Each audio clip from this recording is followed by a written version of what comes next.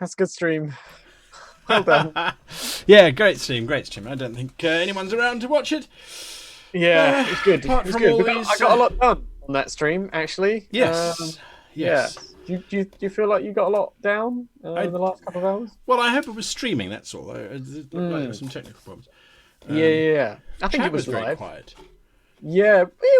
Well, sometimes it happens. Sometimes people aren't watching, and just. Yeah. Oh, I don't know.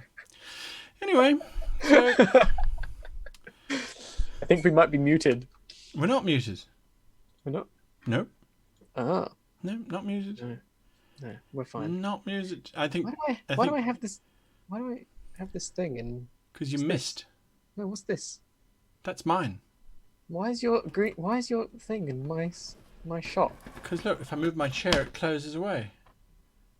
Oh, magic!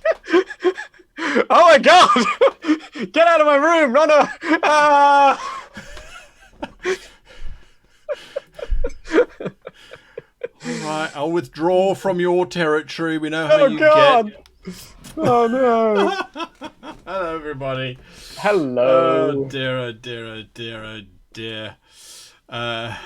Yes. Twitch auto mute. Yeah. Ha! It wasn't me this time round. Yay! Finally.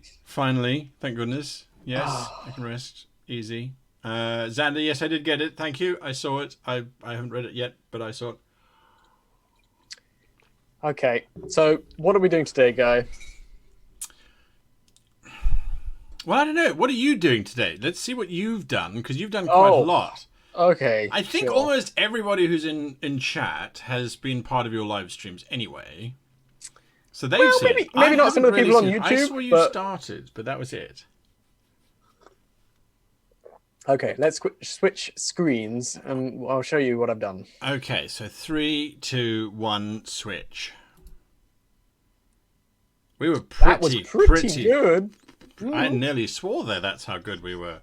Yeah. Your chair is looking. I don't know what you're talking about. Okay, you fixed it. Right. So since the last stream, I streamed twice, Tuesday and Wednesday last week, and pretty much You didn't finish worked the on mountains. all of the temperate forests. Okay. So I kind of redid where the forests were going to go.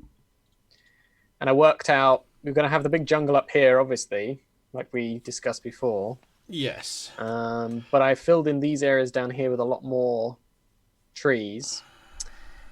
Then on this side, it's going to be much drier. So there's just a few more sort of savanna-like acacia trees that are going to be scattered around that area. So I haven't done that yet. Did we get more mountains? And then down, no, we've had that's the same number of mountains. Did we get more lakes? Yes, so I filled in all the rivers. So wait, let me take away what I did. Yes, there we go. That's what I remember. Right. Minus all the names. Yeah. Yes. Yeah. I think, are you salty about some of the names? That's all I saw was this. Okay, so the last Saturday we Yes. streamed, we had this. This was what the map looked like. And I went away and I worked on the cliffs. So I added some cliffs. So I added cliffs in here. Right. Here, sort of along the borders of the mountains, in rough. Okay. I did a nice ravine here. Right. Added some cliffs here. Lovely. Just because, and I added in the pit, where the water from the rivers goes down into the Underdark. Yes.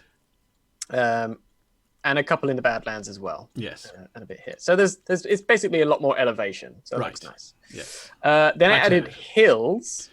The hills. I see. Yes.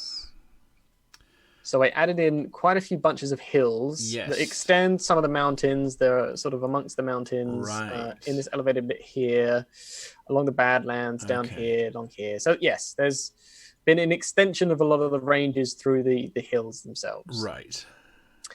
Then I added in all the rivers. And lakes. Added some lakes. Is that a forgotten lake next to it?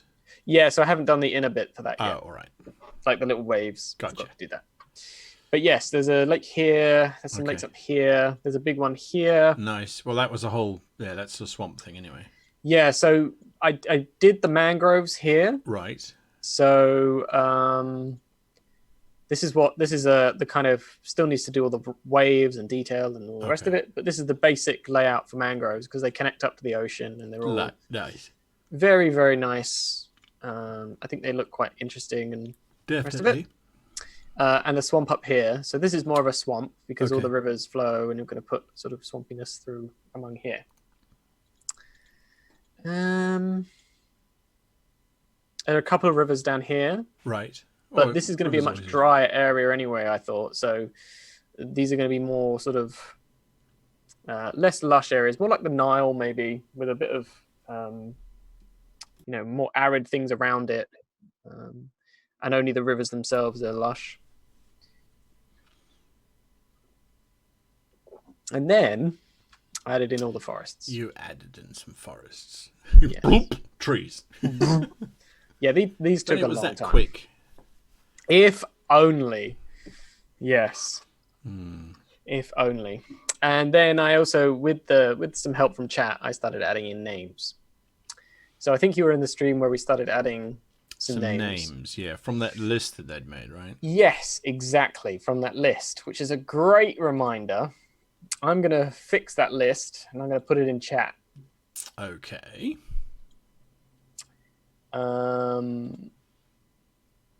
Now... So which forests are finished? The ones sort of in the middle next to Paturi Bay?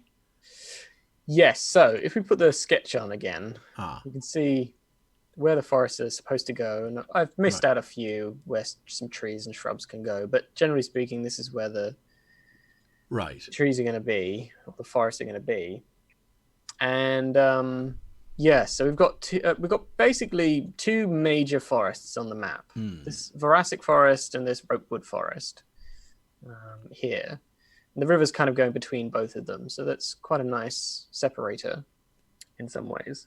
The reason I thought it would be good to add a lot of trees in this area in particular is because you've got lizardmen and gecko. They're not going to be humanoid in the same way that you're not going to have, perhaps, you're going to have a lot of logging. You're going to have a lot of people. The river is going to be very widely traveled, I suspect. So there's going to be a lot of people where they've cleared out a lot of this area, but there's still going to be major forests either side.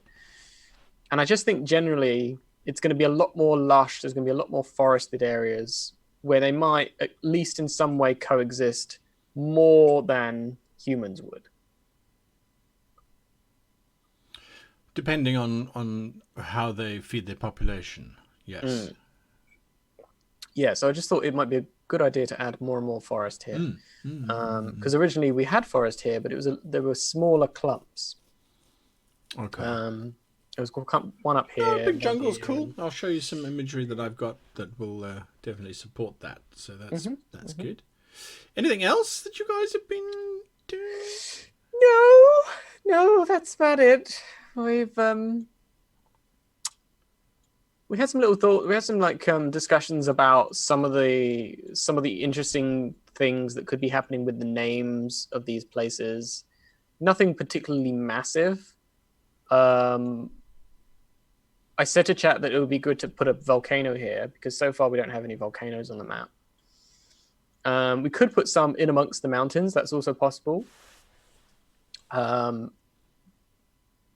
But at some point, I'd like to add a volcano around here. I just haven't drawn it yet. You didn't like my idea of cryocanos down in your ice fields? No, that's a cool idea. I just haven't added them. It's just I was saying that this area down here is just... Yes. I have no idea what to put down here. Put a cryocano there, an ice volcano. Yeah. No, that'd be cool.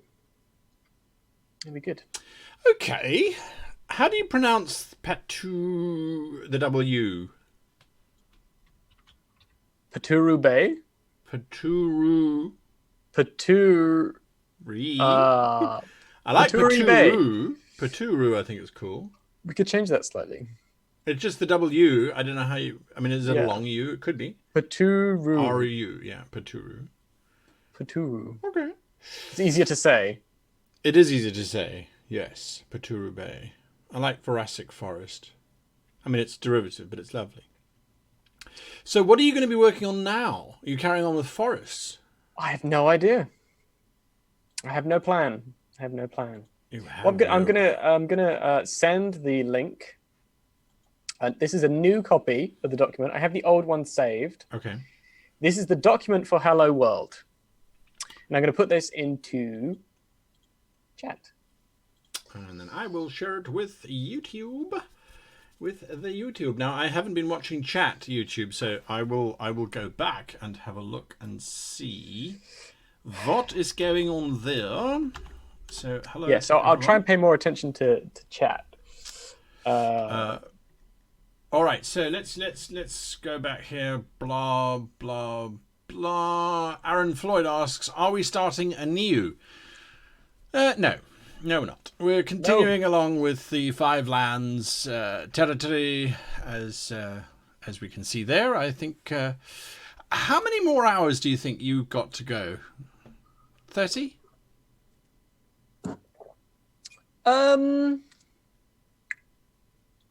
Depends how whole hog I go and how much I hand it in. You've always got to go whole hog. Yeah, if I go whole hog, this could easily be another 30, maybe even 50 hours of work. New record for a live stream. There we go. Something to target anyway. John Mystery says, did the Iron Pangolins happen? Well, I love the idea of Iron Pangolins. I'm not entirely sure what the context of that was. The Iron Pangolins in the Badlands. Yes. So there's a couple of suggestions. The only suggestions that I noted down from the last stream was the volcano here, the Iron Pangolins here. Yeah. And drawing some mists here. Okay. In this, a lot of these names ended up being changed throughout the stream. So none of them were.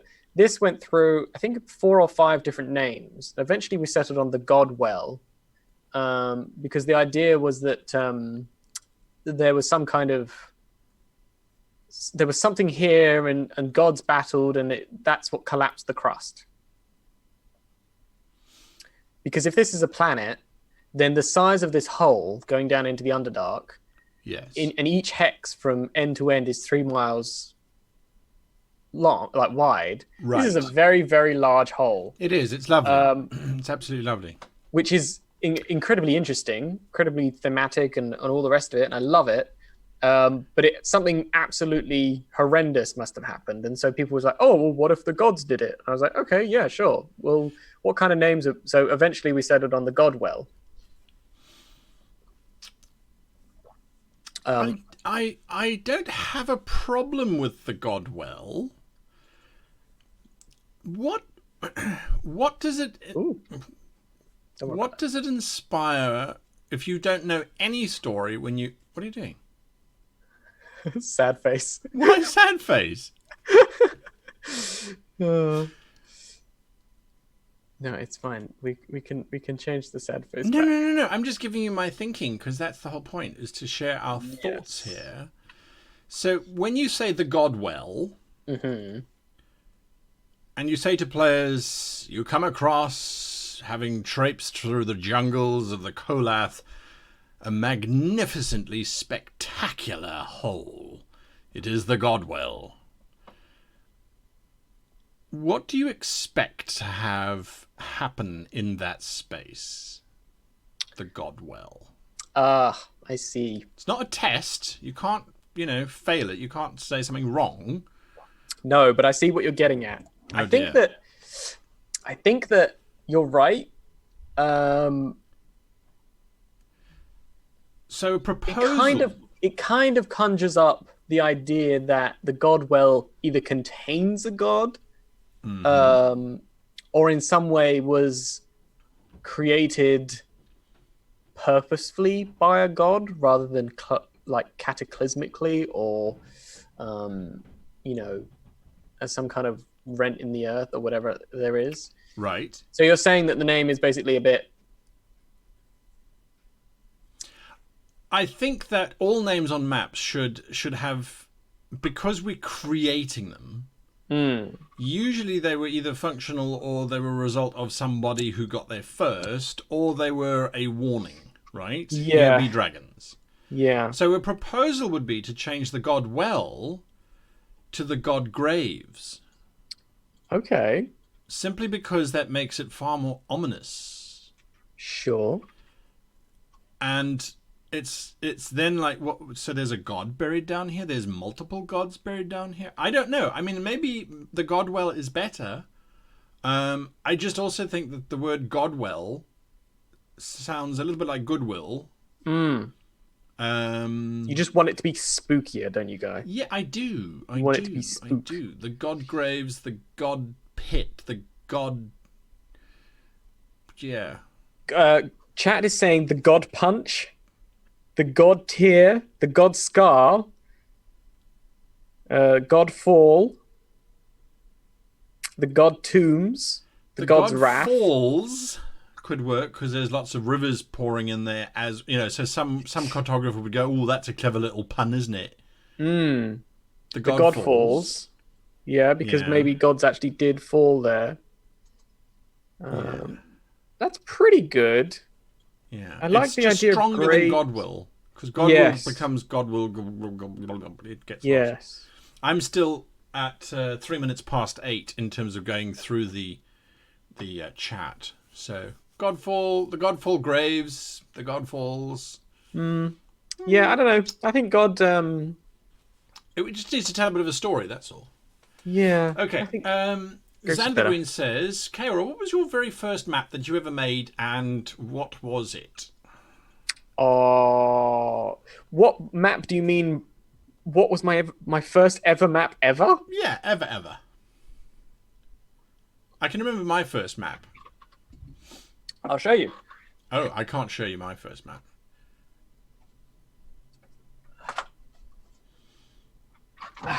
This is my book of my old artwork from when I was much younger. It contains a lot of my old maps from when I was doing just line art on paper and stuff.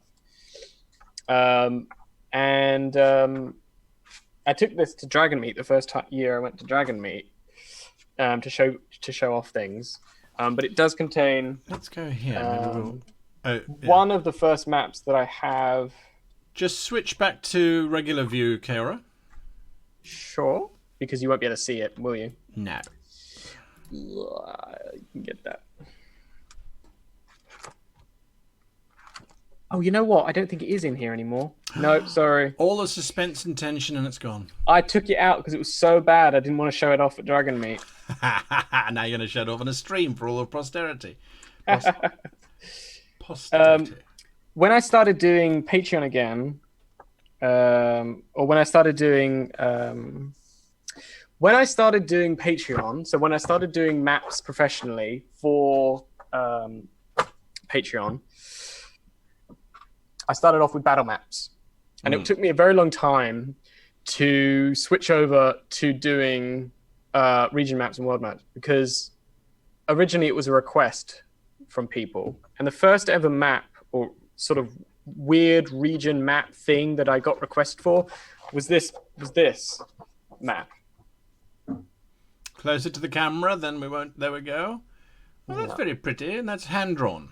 This is hand drawn on 2 pieces of A4 paper. Oh, it's 3-dimensional map up the side of a mountain. So it's up the side of a mountain. That's lovely. Very, very odd. Very, very weird idea. Lovely but idea. Ultimately, it went very, very well. You can see the mountains, the trees. There's a lot going on here that's very basic, but this is one of the things that I started off doing. And eventually I started moving on to odd things. But that was not the first map I ever made. That was the first map I made after I started doing Patreon. If you want to see some of my really old maps that I did during college, I have them saved on my WordPress account. You go look for those. I'm going to answer some more questions. Aaron Floyd says, is this the map with the Moose Tars and the Slowfolk? Yes, it is, Aaron. So I put the link in the chat. You can go have a look. There's all my old work from university and a few old I've got to share it. Wait.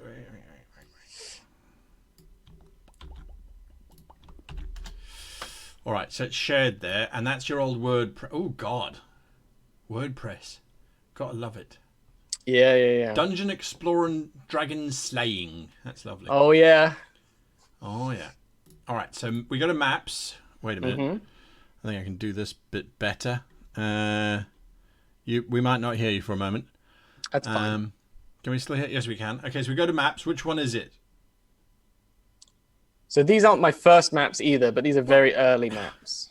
All right. Well, let's see. Let's go to this pretty one, the Keldon Ravine. Yeah. So this wasn't hand drawn. This was made with assets that I found online. So I didn't even make any of this. Well, I did the coloring. Oh, you did the coloring. I did the coloring. Like the ocean. Yeah, the ocean. This is the proto of where I started coloring from. So all my coloring has come from this map. Okay. What about this one? More of Keldon. Still. Yeah, that's zoomed out area of the place you just looked at. Right. So it's zoomed out. Okay. This was a map for Mutant Year Zero. The RPG. Castle Scale Throne. Interesting. And these were some maps that I made for little adventures that I put on Drive Through RPG. And this one? This one, I can't remember what this one was for. I think it was just for, I just wanted to draw a nice map. All right. Well, there we go. Nice show and tell. Okay. Yeah. You can see how I started out, very basic, but ultimately looks pretty good. I think it looks bloody marvellous. I've gone to the wrong bloody thing, haven't I? Yes, I have. Yes, you have. Hello World. There we are. Right. No, that's brilliant. That's absolutely brilliant. There we go. Chat, go and have a look. Go have a look. Really cool. Guess what? So why did you draw your first map? When I was, my very first, when I was a kid. Why did you draw a map in the first place? I think it was because I had been reading fantasy, and the book had a fantasy map, and I was daydreaming and wanted to draw my own for my own little world that I had sort of thinking around, bobbling away in my brain. Lovely. I think the very first map I ever properly put down onto paper was my version of a fantasy world that was so heavily inspired by fantasy Warhammer and Tolkien and a lot of other books that I'd read at the time. And I think I finished it-ish, that map, to some extent. And it had elves and orcs and dark elves and lizardmen and all the races from Warhammer, but in different places. So it was relatively unoriginal in some respects, but also it was just my way of trying to my own version of smushing all of those things together and try my proto attempts to subvert tropes and make my own spin on it and change things around. So yeah, it was looking back, it was just like this one of these, this is terrible and I would do it so much differently now, but yeah, it was a good little first attempt. I think, yeah, it was good. Watcher 2417 says, how does the flow direction of the rivers work at the God's Well, God's Grave, God's Fall? Since it looks like the rivers flow from south to north and otherwise the other rivers flow from north to south. Let's go back and then I'll... Okay, 3, 2, 1. Whoop! Getting there. Yeah, not bad. So all of these rivers flow from these mountains down into the God Graves. And then I imagine that a lot of mists and condensation comes up out of the Underdark. And then it comes back down onto the jungle, back into these rivers. It's like a cycle. I imagine that's how it's worked. But none of these rivers actually flow They don't flow north or south. They just all flow downhill from this higher elevation along these mountains into the lower elevation in the God Graves. So they do make logical sense. There you go. There you go. And I think we are caught up with the questions. Yes. So I have put the document out. I have put the document in the chat. Yeah. And a few people are already writing. You can add more names in. I would recommend, if you see a map on the world already, excuse me, like the Crowgar River, get rid of it. Did you sneeze? Bless you. I coughed. Oh, well, no bless you for you then. And take it back? What, you unbless me? So unbless. You curse me? No, I'm not going that far. Just you can't take it back then, can you? No blessing. You unbless someone? No bless. No. No takes backsies. No backsies. No backsies. I was saying in my other stream that what we could do is that we've got so much on this map. We could, yes. That if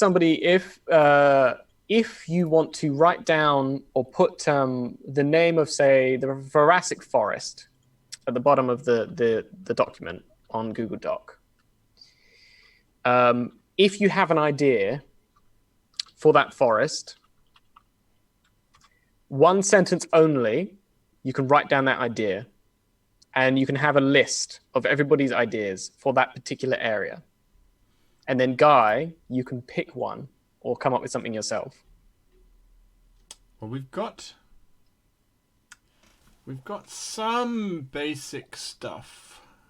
Because at the moment, all we've got is names. And names are good. Some of them fit, some of them don't. There are some on here that I wouldn't use because they don't make sense for the location, or I don't think they sound very, pronounceable or whatever. But if we've come up with a name, a nice sort of collaborative thing that we could do is obviously include people's ideas on what these places are going to be, because we have so many things and we have so many things to add as well. We've got more rivers to name, more mountain ranges to name, hills to name. We haven't even got into settlements yet. So what do you think about letting people have a little input with a suggestion? What I would say is people should write sentences if they're so inclined. So, for example, Ferret and Python are busy writing some answers. And then I think that we'll get some votes going in to see what people like and what people don't like. Well, I was going to say it might be easier just for you to pick one rather than people vote. But we'll have a look at it and we'll see how it generally fits as well. Yeah. All right. So that's what you're doing. My first maps. Can you believe this? This really is showing how old I am. Do you have them as well? No, I don't. Because they were drawn in 1992. 1992. Yeah. Wow. Yeah, you must be about like 2 or 3 years old. I mean, well, I would have been 7. No, I would have been 4. Right. There we are. So this was way before internet. This was before cell phones. And I was in grade 5. Sorry, because we didn't call them grades in those days. We called them standards. Right. So I was in grade 5, and we were a bunch of geeks sitting around, and our school had just banned us from playing a game called Stingers. Was this a playground thing? Yeah, well, what Stingers was you had a tennis ball, and you'd race around the school and hurl the tennis ball as hard as you could at somebody, and if you hit them, they were the new ball thrower person, and you just didn't want to end up with the ball at the end of break. We had something relatively similar in our school that was banned called Bulldogs. Okay. Which wasn't using a tennis ball. I can't remember exactly how it was played because it was banned and I was very young. Yes. But it involved basically chasing one another and viciously doing something to them. I can't remember what it was. Right. Yeah. Yeah, kids are dumb. Anyway, so we weren't allowed to play that anymore. So a bunch of geeks, my friends and I, were like, well, what can we do? What can we do? What can we do? And I've been drawing since before I could write, because I was very frustrated that I couldn't write. Yeah. As a child. And so I was sitting in class one day, and I took my pencil, and if you push really hard on a pencil at a slight angle, it skids across the page and leaves a dash mark. Okay. And I went, well, there's a game here, you know. So I drew a map like an obstacle course.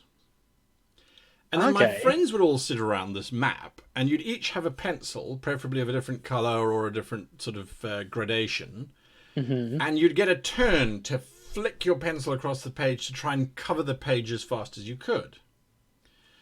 So we used to play those little races for a little while, and that kind of got a bit boring. So what I then started to do was populate the map with little treasures and traps. So you'd go, oh, I want to go and get a treasure, and the treasure would allow you to go twice, or it would cause your opponents to have to go backwards once, you know, all that kind of usual rubbish. Yep. And some of them were traps, so you'd get in there and then you'd have to skip a turn or something along those lines. And we played that for a while, and then D&D came out. Well, it came to us. A new kid joined the school, and he had D&D, and he's like, well, I'll have a look at this. And that was that. Then it was just D&D maps. And that was just dungeons, because in those days you did dungeon crawls. You didn't do world walks. Yeah. How old were you when you first started playing D&D? Well, officially I was 12. Okay. But I my first character was a wizard named Bellenran, and I think I was about 14. Okay. Before then, it was just sort of one shots and little characters and that sort of thing. Just trying to learn at a very early age. Vaguely trying to know, but I was an awful player because I never read the books. I just wanted to create characters and stuff, and I used to create a knight in armor, because that's all I ever wanted to be, was a knight in armor. And then Bellenran came along. I did something similar when I was younger, but I didn't have as many friends because I would just draw on a notebook. I would have a little notebook like this, like a little piece of paper, and I would sit in class, and instead of paying attention, I would draw a little castle where I'd have on the side like this, and I'd draw a little room like this, and go, okay, this is the throne room, and then you've got a ladder going up here, and then you draw another room up here. Oh my goodness. I used to draw ships like that. So a friend of mine, he and I, during Afrikaans lessons, where we were supposed to be learning Afrikaans, we'd draw ships in profile, and then we'd draw decks, and then we'd try and fill them with barrels. Just repeated drawing of barrels, and then count each barrel, and then write the number of the barrels on each level. It's ridiculous what one does, isn't it? But yes, I used to spend... I got told off a lot. Oh, yeah. Because I would put the countless different variations of this kind of thing into little notebooks that I was supposed to be using for English or maths or whatever it was. Yes, and eventually when I was younger, I started playing games with people. That was when I started having more friends, was when I started playing online games like Tibia and things, which, looking back, is a very good game to play for somebody who loves fantasy, because it had orcs and dragons, and you had to fight them with little swords and axes and crossbows and things. So it was very fantasy based, and I wish, looking back, that I had been able to play Dungeons and Dragons. It was just never something that any of my friends had approached. I was always looking at it longingly and could never afford the books because they were quite expensive to buy. To get started, the Dungeon Master's Guide and the Player's Handbook, and then you have to get the book for all the monsters, and then buy an adventure. So yeah. All these fun things. I see chats. I envy the kids today with their I don't. ease of use. I mean, get into it. They have ease of access. Yeah. But at the same time, didn't have to invent their own games to play. True. I don't know. I think D&D now is easier to pick up than it was back then, though. Oh yes. Well, I wouldn't have got into it if that one friend of mine hadn't come to school with it. Ironically, I mean, 5th edition is more approachable now. Oh yes. And you've got the added bonus of there's not as much of a stigma behind playing Dungeons and Dragons. It's even slightly cool now. Slightly cool, yeah. Slightly. Okay, so all right, so you oh shit, no, you swine. So you're working on more bits and bobs. Chat can see that. I'm going to show you what I'm going to be working on shortly. I mean, 36 minutes to get into what we're actually doing. I mean, that's brilliant. It's just brilliant. We're going to. I know. John Mystery's leaving already. He's going to go and eat food. Oh, that's a good idea, John. I'll have a curry. Oh, yeah, get us some as well. Go for a curry. Do you think Deliveroo would mind sort of delivering and then opening the front door and coming up the steps and then sort of leaning over? They've got some good specials on at the moment. You can ask them just to leave it outside your door. I'm not going to. What? No, then my housemates might get a hold of it. Oh, right, yeah. Oh yeah. No, you got to be careful. Got to be careful, you see. Bad time. Trixies. Oh yeah, absolutely. Right, let's have a look at chat. What chat's saying? Meteor Ball. Bulldog was a barbaric football game, according to one of my players. We used to have gaining grounds where you'd play either end of the school fields and throw the ball 2 teams and see who could get the one team into the sidelines. That was quite fun. I remember playing that. I could never catch the ball, of course. I'd always just run along the sides. I used to be really bad at PE and sports. I was always that kid that didn't bring their kit or didn't do. Yeah, I would forget a lot.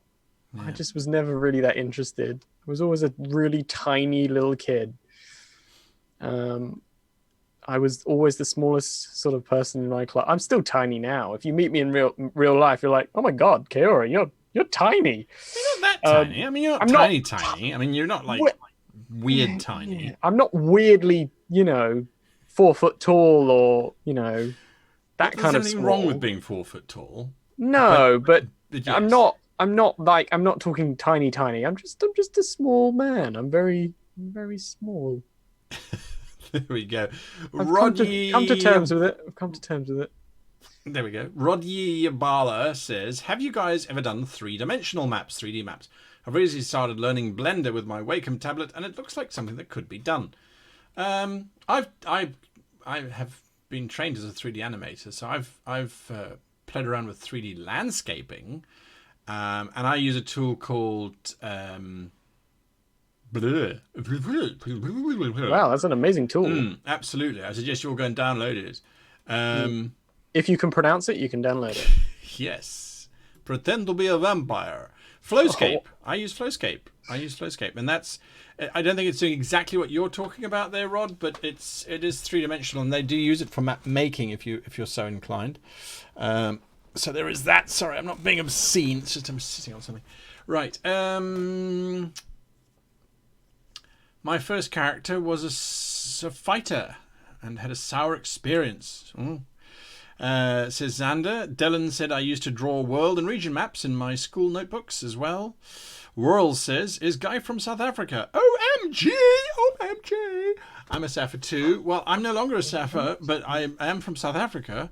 That's true. I got a whole passport and swore allegiance to the Queen, and I have a photograph to prove it. She wasn't there at the time, though. She was busy. Yeah. Did you get your photograph taken when you got your... thing? Yes. Oh, yes. Really? Well, I did it when I was in Japan, and the Japanese embassy was so excited. The proconsul came to do the whole ceremony because they were like, oh, we never get to do this because not a lot of Japanese people become British by, well, they just don't become British. They don't have all of the legal stuff. I can imagine. So we had it in the garden room, which is a delightful room in the British consulate. And the British consulate in Tokyo is this massive complex. And it's one of these it's an ancient old building as well, one of the older embassies. And ironically, within a stone's throw of the South African embassy, which is... handy? Yeah, very handy. You can walk past the one and sort of say, bye! and walk into the next one going, hello. Yeah. So, no. Well, old chap. You have to swear 2 oaths. And I had just finished becoming a British citizen, and I filed my first complaint with the government. So that was interesting, yeah, because they make you. It's one of the regulations. It's very funny. I mean, these things are awfully wonderful in role-playing games, right? Where you have to swear an oath of allegiance to the king or the queen in this particular case. And then you have to sign. You have to sign this document which says that you are now officially British, so that if, Her Majesty ever says, I need 10,000 troops, I can, make sure that I'm not one of them. But anyway, you have to sign with a fountain pen. Now, you're right-handed, Caeora. Yes. So you don't know the trauma of signing with a fountain pen if you're left-handed like I am. Fountain pens don't work for left-handed people. No. They only work for right-handed people. Yeah, because the way a fountain pen works is you're dragging the tip across the page, and that pulls the ink out of the pen. Mm-hmm. But if you're a lefty, you're pushing the pen across the page, and all that the ink pen does is go... It just sprays everywhere. Oh, so you have this beautiful certificate, and then... basically the sort of... just a bunch of sputtering... yeah, kind of like an orgasm signature. It's like, this is what my signature looks like after sex. I don't know. I mean, it just... or awful. During, I suppose so. Anyway, Twitch, so terms of service. But no, that sounds really cool. Yeah, so I went, this is very, very, very biased against left-handed people. So the proconsul said, well, I'll mention it to Her Majesty next time I see her. And I was like, well, you bloody well do that. But anyway, it was lovely. It was very nice. Very British. I have the proconsul on WhatsApp. Yeah. So anyway, there we are. Yeah, we were looking into that's a whole different story. Right. Let's see. Secondhand Samurai said, my first game was Fighting Fantasy by Ian Livingston and Steve Jackson. I have literally unpacked the Fighting Fantasy rulebook and the world supplement Alanzia that was written for Fighting Fantasy and put it on my bookshelf behind me, which you can't see because of the green screen. Aww. So it's a very lovely little D6 system. Very simple, very fun. Played it on a bus. So there we are. Xander the Green drew snakes and other reptiles and dragons. Lots and lots of dragons. Yes, I did too. Lots of dragons. We loved our dragons. Yep. What was the first dragon movie you ever watched? Oh. I don't know. I don't know which one the first one I ever watched, but I do have a very big soft spot for Dragonheart. Don't watch it again. No, it didn't age well at all. I imagine it's probably crap now. The CGI probably awful. Well, the CGI looks like pre-vis. I mean, it literally you're kind of looking at it going, wait, is this isn't the finished movie? This was for the director to look at, right? I know, and then I realized not a long time ago, but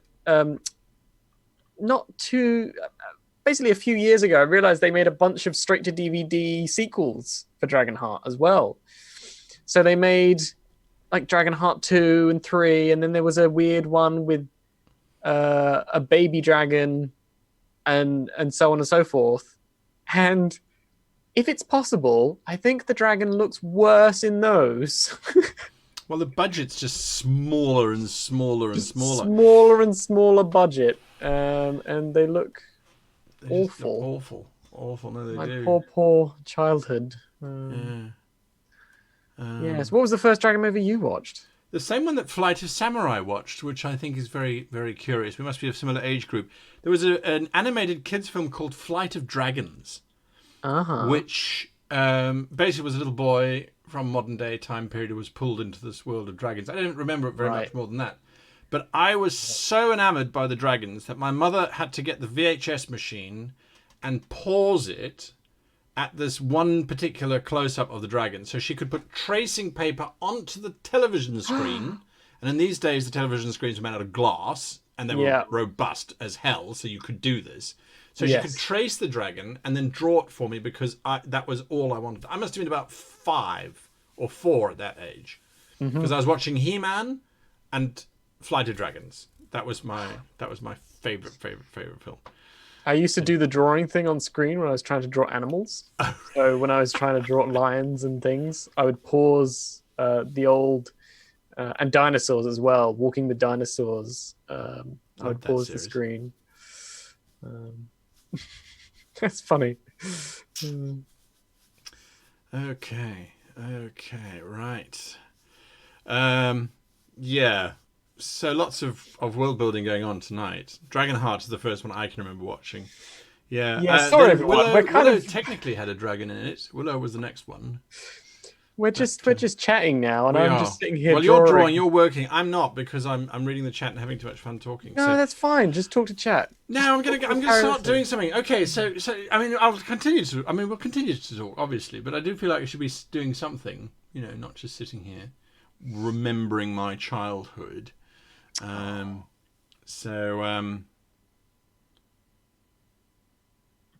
Wait, what? It was a bit ago, but how so could you not write? Could not write what? Zenogir, what is your question? You say, Guy, it was a bit ago, but how so could you not write? How so could you not write? Maybe they're saying, why couldn't you write, but you could draw? What? Were you just not very good at writing, but you were good at drawing, you said earlier? I'm awful at drawing. Well, my drawing is not developed. I just never spent enough time doing it. I got onto computers when I was about 14, and that was it. Started to draw with my right hand on a mouse. Right. Yeah. So, and I'm far more interested in the final product in terms of what it can be used for than the actual creation process. Right. So that's why I like Daz, because I don't have to do the effort of creating all the characters. I can just put them together and then assemble them into the scene, and then it's halfway there.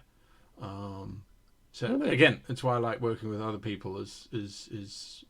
I'm happy for you to draw the map, because then I can get to play in it, and do the parts that I don't know, just don't take too much effort. I guess I'm just a lazy person, really.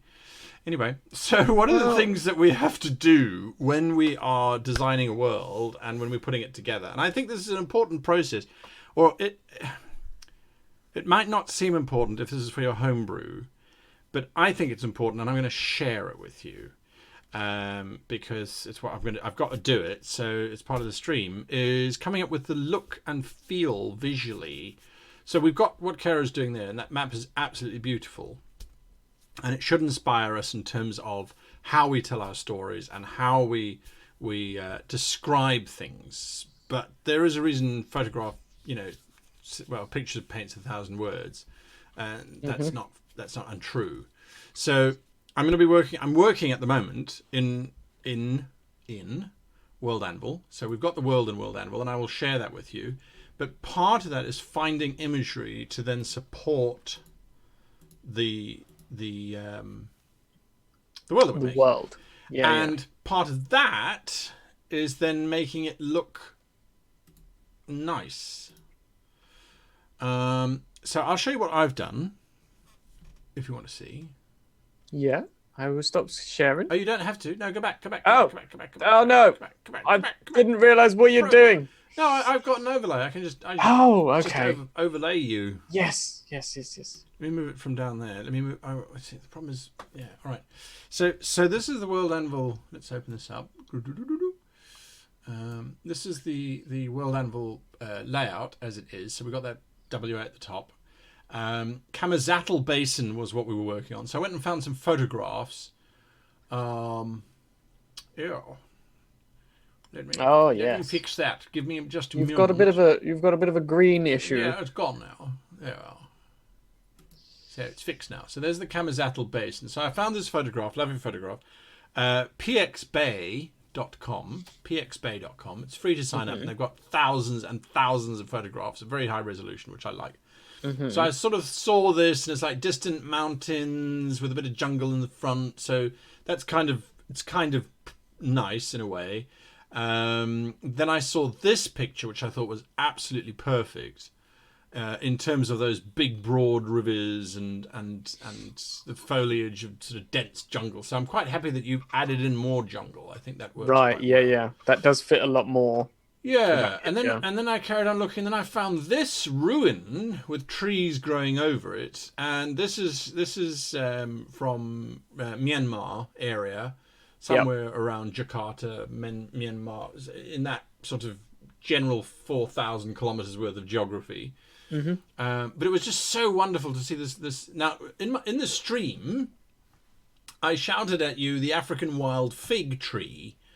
Now, it's called the African wild fig in Africa, but it's got different names. And it's one of these trees that has this root structure that grows out like sails into the ground. So one tree might be 20 foot in diameter, but its roots form these actual walls and things. And growing up, we used to build little sort of kids-made shelters and things in between the roots, because they grow to about 1.5 meters above the ground.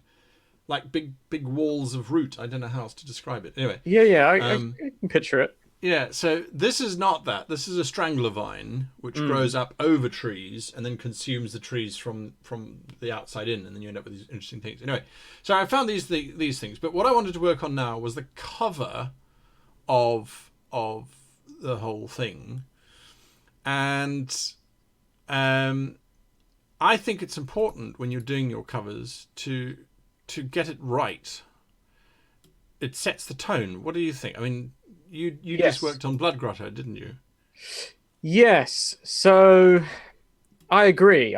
My worlds on World Anvil are very colourful, and I spend a lot more time on the getting the tone right, getting the actual the feeling right of when you click on the world, and reading through it. It gives you this good sense of, or this nice sense of cohesiveness, or a general, a better sort of overall, like you're reading a beautiful setting book or something like that.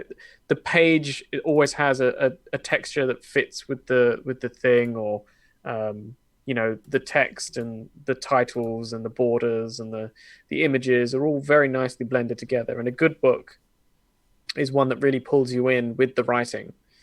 So I try to do that on World Anvil as well.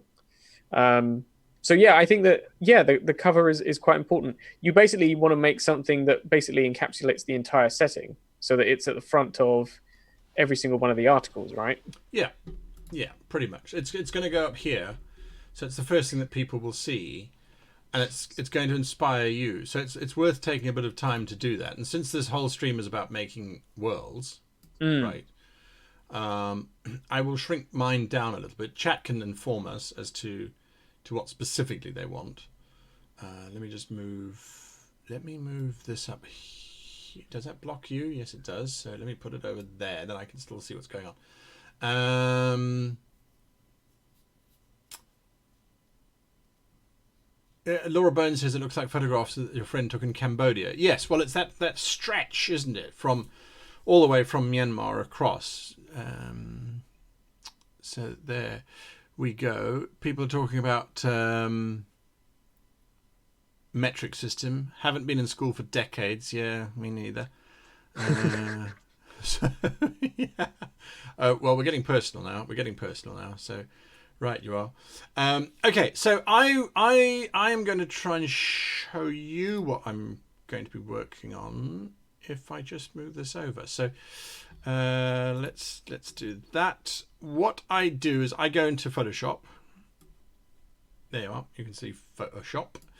And I've got that big photograph that we were looking at of the jungle, which is very pretty. And then I go to 1001fonts.com or dafont.com. And I try and find fonts that are appropriate. Now, we've been talking about these people, these lizard folk, the Gakota, as if they sort of Mesoamerican to a degree, I think. Yeah.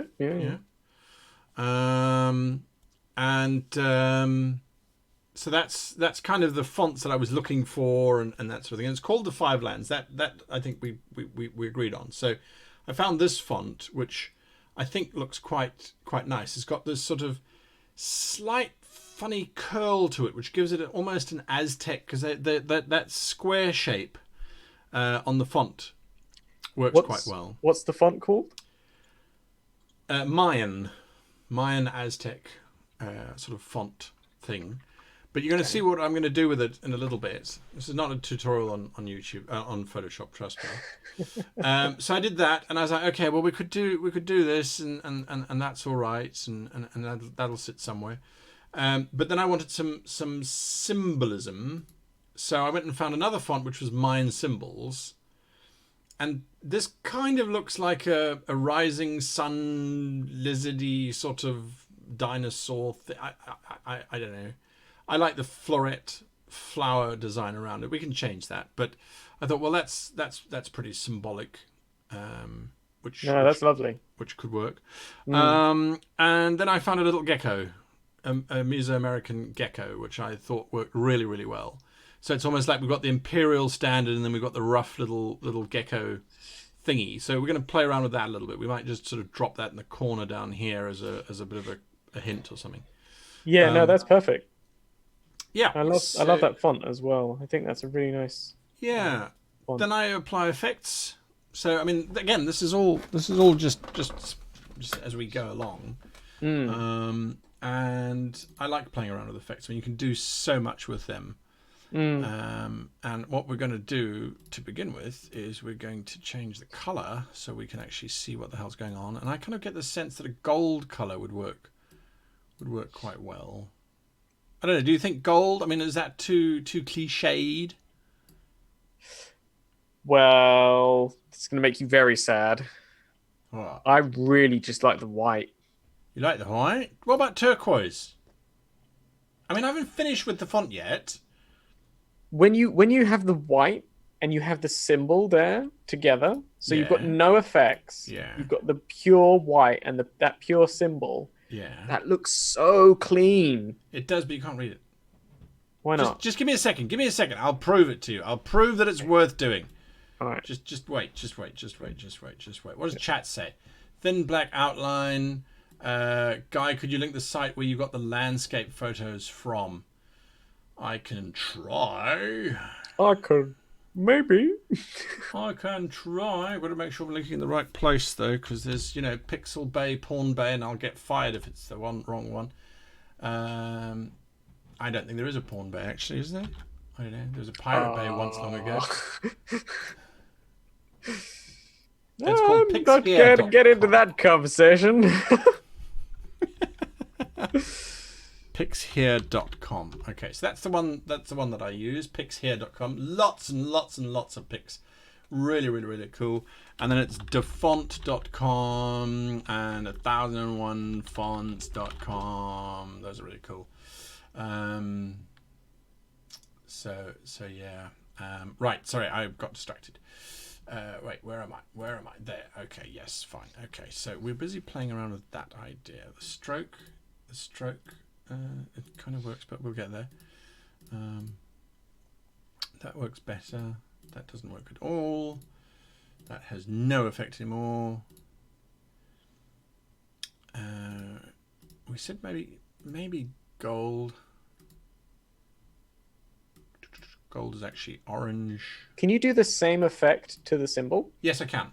But because it's a layer effect, I'll get it right for the text first, and then I will move on to the. I like that. Sorry, you can't see what I'm doing here, but this is not a tutorial on how to use Photoshop. So, it's a tutorial on what one does. Yeah, I mean, you just end up spending a lot of time just getting some of these elements right and playing around with things until you're happy. It's all well and good, sort of having an idea, but it's the implementation of that idea that ultimately makes you happy and enables you to sell your world to somebody. I think. Do you watch lots of tutorials? If you don't know how to do something in Photoshop, do you watch tutorials? You don't watch tutorials? No, I go and ask him. You ask Kim? Yeah. Kim has an art degree and was taught how to use Photoshop at university. I feel like that's cheating. I know. So I have a personal Photoshop expert that I can just go and ask and say, "Hey Kim, I really don't know how to do this thing. I want to do this thing. but I just don't know how to do it. And she'll be like, you just, there's this tool. You just do this. I'll be like, oh. That is useful. That is really useful. Yeah, it's amazing. Okay. But yes, I don't tend to watch a lot of tutorials for Photoshop, but I do watch, I've said this before, I watch a lot of concept art. Concept art? Oh, that's interesting. Yeah, it's super useful for figuring out composition and colors. One of the things I tend to want to, I think makes things pop a lot, is having a good concept art background, or having a view of things that's more concept arty. So you're kind of thinking about things in, if you take a picture of a desert with a camera, you can get a really beautiful picture. But if you're trying to create something for a fantasy world, and you take a picture of that, you might want to put that into Photoshop and play with the colors. So you may want to play with the composition. You may want to make it more purple, add more purple in there, or add more brown, or add more of these effects that create a more, fantastical image. Because at the end of the day, you're not trying to replicate real life. You're trying to replicate a fantasy world. Okay. And concept artists almost always have that down. And I don't know, a lot of them that I watch don't talk about, where exactly they learned this knowledge, but it's very useful for me to watch those and to try and emulate that kind of thought process for color. And that's one of the reasons why my maps tend to be quite vibrant, is because I try and replicate that for my maps. Makes sense. When I used to do real art back in high school, because I studied art in high school, I used to use what do you call them? Felt tip markers here. Yeah. You get like a pack of 96 colors of felt tip markers, and we call them Copic pens. Okay. Yeah. And I used to use those because they would give us incredibly vibrant. They would make incredibly vibrant color. Yep. Yep. A lot of people still use them. There's some really expensive ones you can buy called Copic Markers. Yeah. Copic Markers. I had to buy when I was in Japan for my friends back in SA. Mm-hmm. Because they're, as you say, they're really expensive, but they're apparently beautiful. At one point, I was considering buying some and doing a map with them. Oh, really? Yeah, I was going to do because I've never actually colored any of my maps by hand. I've always done the line art, or used to do the line art, and then I would put it into Photoshop to color it. One of the reasons I never wanted to put color on my old maps, my old hand-drawn maps, was because I was afraid of ruining the line art. Right. And once you put down color, Photoshop allows you to just change things, instantly. You just go over it or redo it. You can't do that with. No, it's permanent. I don't know what it's permanent, and I'm just that terrifies me. So I never really tried it, but I was tempted to, and I bought some really fancy paper and some things to do it. But then the price point of getting all the Copic markers that I would need to get all the different colors that I needed, was just prohibitive. Was just too much, and so I dropped it. But it was super interesting. And some of the things you can make with them are beautiful. Yes, absolutely. I mean that was there's a mate of mine. He draws words. He is an artist for Marvel Comics, and he swears by them. Yep, of course. Yeah. Absolutely swears by them. Well, there are just certain tools that are made for these kind of professionals. Yeah. I mean, I was talking to somebody in my chat today in Discord about drawing tablets. Right. Do you have a drawing tablet? No. I used to, because I always go, I'm going to buy a drawing tablet and then I'm going to get back into drawing real art. No, it never lasts for very long, I'm afraid. My experience with drawing tablets is that if you want a really good screen one, or if you want to basically emulate good artists, you're gonna pay thousands. Yeah. Because that's what's necessary to get that level of, pressure sensitivity, accuracy, and that's what people at Marvel use. People in the film industry. That's it. Well, his is that, not the Wacom. It's the board that you draw directly on, and you can see what you're drawing on the board itself. There's a few, but Wacom is the big one. The Wacom Cintiq. Yeah, that's Cintiq. That's what he uses. Sorry, yes, you're right. So it is a Wacom, but yes, Cintiq. Yeah. Cintiq is the very expensive Wacom that you buy if you're very serious or a professional artist. Is yours expensive? Says chat. My tablet is one of the cheapest tablets on the market. It's a little Wacom Intuos. This cost me £50 or £45. Wow. Yeah. Yeah, I bought a Huion, which is another. I had another a Huion type, in Japan, but I didn't like it. Oh. So one of the things you need to, there's a reason that these things are cheaper. This is what I was trying to say to this person earlier.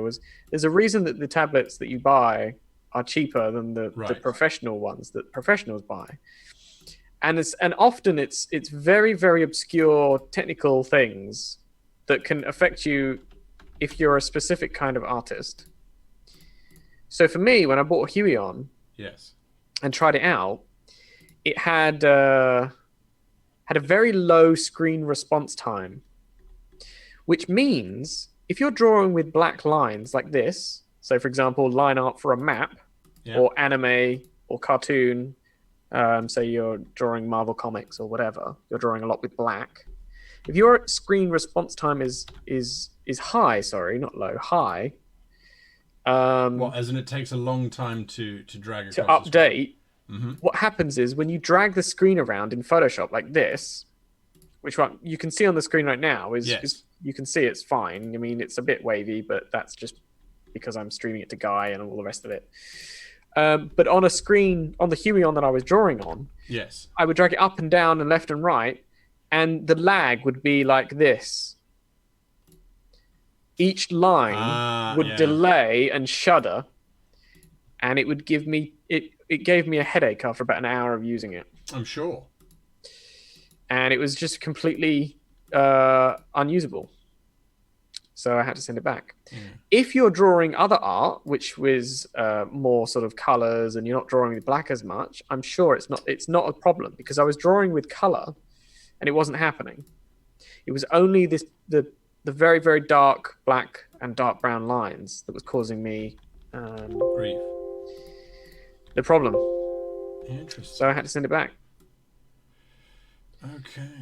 But that was the big difference between a cheap one and an expensive one. And you can buy a Huion that's got a low response time, but it's £900. Yeah. So even then, it's still very expensive. Yeah. I see Mascaneer Projects said that they're looking for some easy role-playing rules. Fiasco is good if you are playing with people who are not used to telling stories. But if you're playing with people who are used to playing with stories, it can get very frustrating and you can dominate very, very quickly. Have you ever played Fiasco? Yeah, in college. University. Yeah. College. Okay, I think we're kind of getting to the point where we're almost ready with this logo. People are talking about orange brassy gold looks best, so they're quite happy with that. I'm going to do one little thing here because I think it might look cool. Do you agree that sort of the turquoise is very Aztec, sort of Mayan? Yeah? Turquoise instead of orange gold? No. What do you want? You didn't see what I did. Yes, I did see. See, I have to watch the stream, not the. Yeah, I know. I'm sorry. Not the thing. So just a sort of a something like that. Just kicks out that gold. No? Get some verdigris on that gold. We can do that. We can go into all sorts of advanced things. I mean, I don't know if we need to necessarily. I don't know. Yeah, I know you're still not sold. No, I'm sold on the text. I love the orange. Clients. I love the effects. I'm sold on the effects. I think that the text and... Are you sure you're sold on the effects? Yeah, I do like the white. It looks like a...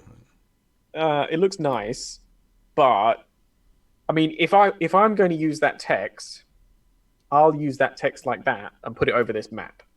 I'm going to find that. I'm going to get you to send me a link for that text later. Just right. Just right. I refuse. I refuse. No, I want it, guy. I want to use it on the map. So it's all a rest. I do like that clean look. However, I also think that the gold that you did actually is very nice. No. Wait. No. Wait. Let me do it. Yeah. When you start drawing mountains, I'm going to be like, no, don't do that shape. Don't like that shape. Don't like it. Don't like it. No, don't like it. Yeah, but I'm the art director for this project. Are you the art director, are you? Yeah. Oh, dear. Well, you know what they say about the art director. Look, if I write something for this setting, you'll have... What do you mean if I write something for the setting? Let's just go look at your map quickly. What's it got on it? Words. Look, there's a little mountain with a little cave. Yeah. And we're going to call this cave. Yeah, exactly. Exactly. All right, so chat. Cave. The little cave. Yeah. Little cave. Yeah, no, I don't like it. Oh, yeah. Okay. I'll get rid of it. Yeah. It's fine. What do you think of that layout? I quite like that layout. No, I like the other one. What?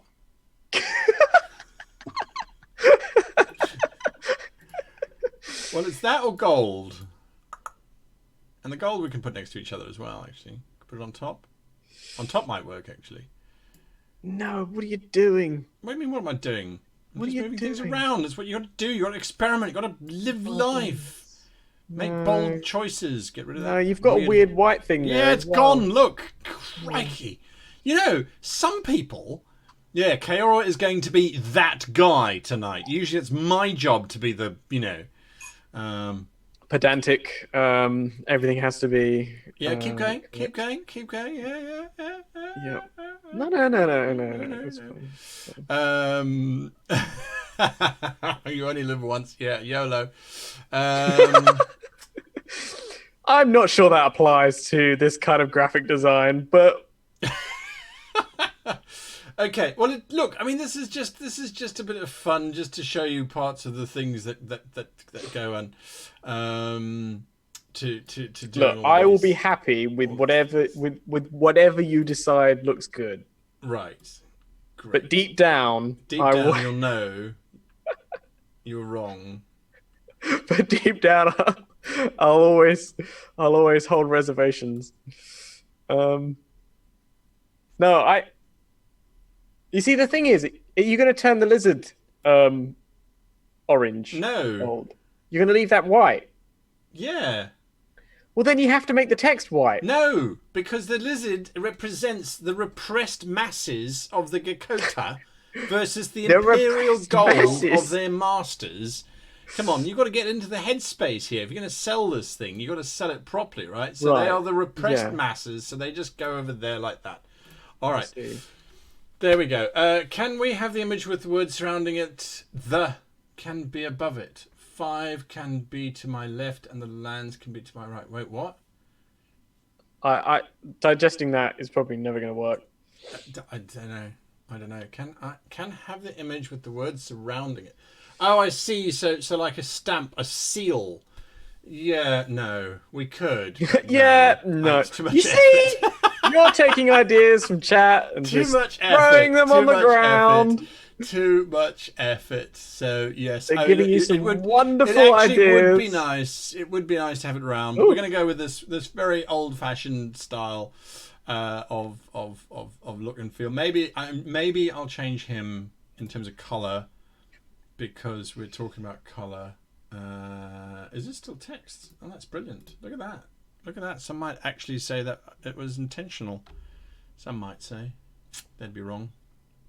Now, do you want me to take that background image and play with the background image? Wait, I'm busy freaking myself out here. Oh, that's not... Can we vote for the text layout? No, we can't. Oh, you were all for the text. Oh no, that's taken out of my hands now. That's completely gone. I see that the chat in the document on Google Drive has got some lovely suggestions on here. Oh yes. You can have a look at those in a bit. Anything to do with the logo? I don't think so. No. Okay, good. Then you can read them out. All right, fine. Okay, guys, busy with the logo. I will do the map things today. No, we'll look at this later after we're both finished faffing over the logo. And when I say both, I mean you, with me just occasionally giving backseat graphic designering. I was going to say feedback, but no, definitely backseat graphic designing. Backseat graphics design. Yeah. All right, that's fine. I mean, this is just to hold it here. I mean, this is just a thing. It's just a thing. So there we are. I mean, it's just a thing. It's a thing. And as they say, unless you have a thing, you can't play with it. Well, you can play with someone else's. No. Well, then they've got to have a thing. So you have to have a thing to start with. You don't have to have a thing. Well, you just have to know somebody that also has a thing. Has to have a thing. Someone has to have a thing. Somebody actually does. Yes. That you can play with. Yeah, exactly. Yes. Right. Yes. Yeah. We do agree on that. Okay. Good. Seems the only thing we agree on this stream. Yes.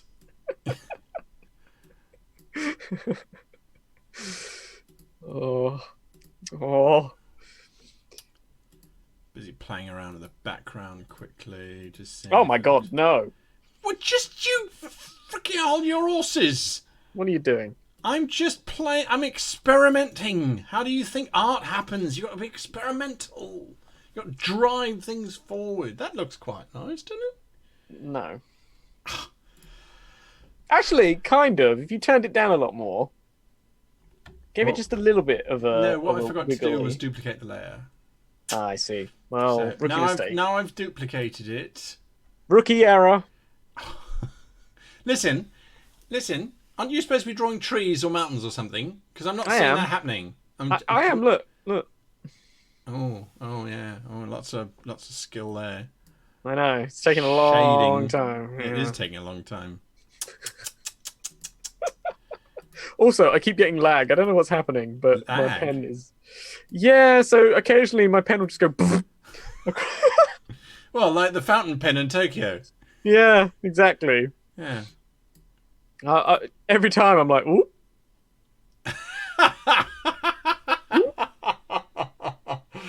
Oh, chat. I've got to love chat. You two fight like brothers, Guy and Caeora, and then it's reassessed to, or maybe an old married couple. Well, there you go. And AK Writer joined the stream just as I said. You got to have a thing to play with.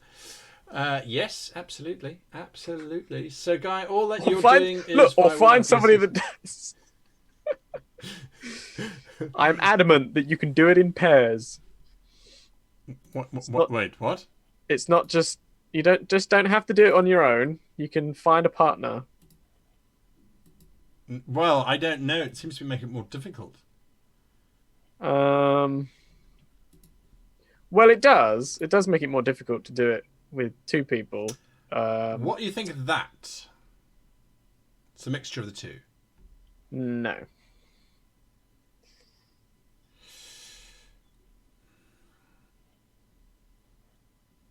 Interesting.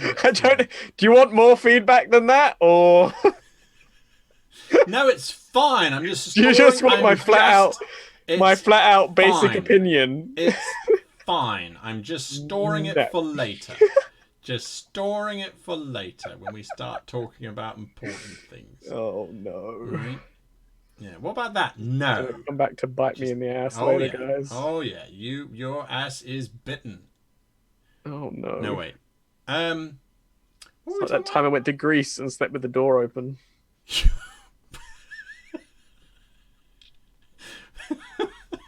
To be fair, it was mosquitoes, not anybody coming into the room. Sentence. Yeah, out of context quote there, I think. Absolutely out of context quote. Like the time I went to Greece and left the door open, and that's it. Yes, as yep. Laura Bones is just dead. She's absolutely dead. Yeah. Watcher 247 is trying to pull the stream back into the land of, something actually useful, and says, do you create statistics for building the world in World Anvil, and if so, where and how? Statistics on population or on land masses and water areas. I don't go as far as saying specifically. I do generally kind of go, well, it's a 20, 60, 80 split in terms of population. Do you do that? I don't go too far into it either. Yeah, I like the basics. I think they're helpful for games and things, but after a certain point, statistics on a lot of the minutiae of all of this, it's too much. It's too much. You think so? Okay. Yeah. It depends. I see the Fat Cap in Twitch has got my back, so thank you for that.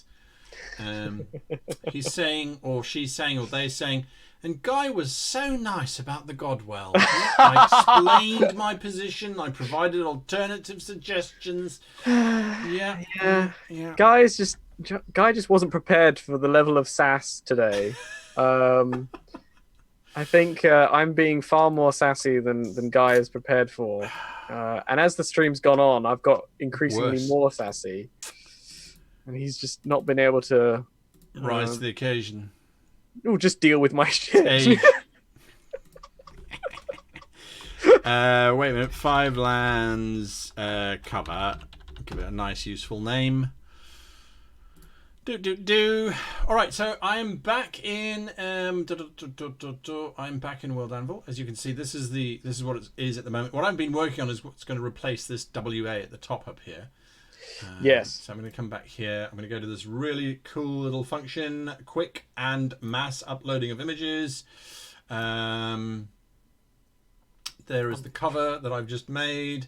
So it's here, and then you click on Save Image, and then it saves the image, and it gives you that little reference number. And if you are smart, you will copy that reference image number, and just click on that to close it. And then you go to, where the hell do you go? I can never remember where the hell you've got configuration. You go configuration and styling and global cover and 5 lands. There we go. And you save that, and then you go to hit note there. You go there, and you hit F5, and ta-da! See, it looks so much better. Yeah, there we are. Yes. So the 5 lands, right you are, and then you can scroll down and start getting into text. Okay, so that was Brillows. That was that. I'm going to save that as 5 lands overlay. Okay, so I'm done with my work. How are you doing? Are you done yet with the map? Nope. You're not done, Guy. You're not done. Keep drawing there. You've got so much to do. Oh dear, oh dear, oh dear, oh dear. Question.